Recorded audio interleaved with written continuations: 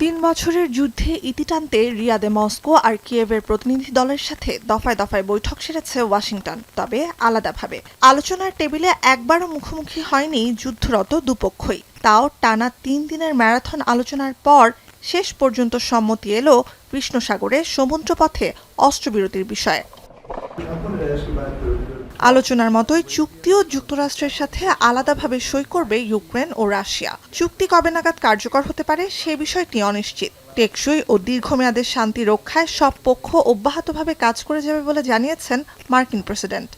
We're in deep discussions with Russia and Ukraine, and I would say it's going well, but it's a situation we should have never had to even think about. Should have never happened. We are making a lot of progress, so that's all I can report. But some very, very big talks are going and detailed talks are going on right now on both fronts.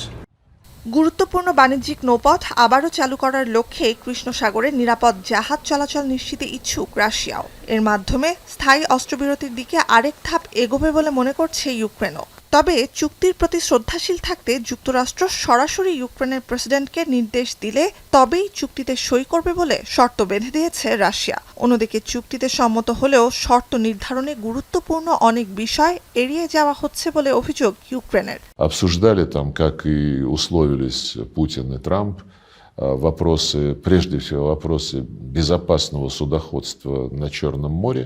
Про що ми домовились, що може бути тиша на морі і вільне судноплавство, ви, в принципі, це знаєте.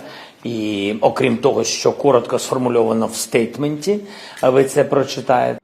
রুশ খাদ্যপণ্য ও সার রপ্তানি আর ব্যাংকের ওপর নিষেধাজ্ঞা শিথিলের আগে চুক্তি সই করবে না বলে সাফ জানিয়েছে মস্কো।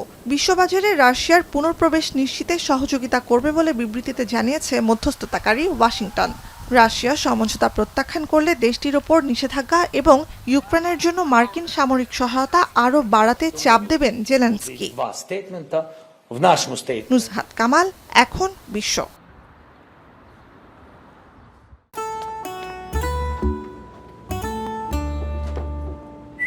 এই ঈদে জুয়েলারি ক্লোদিংয়ে বিকাশ পেমেন্টে ডিসকাউন্ট।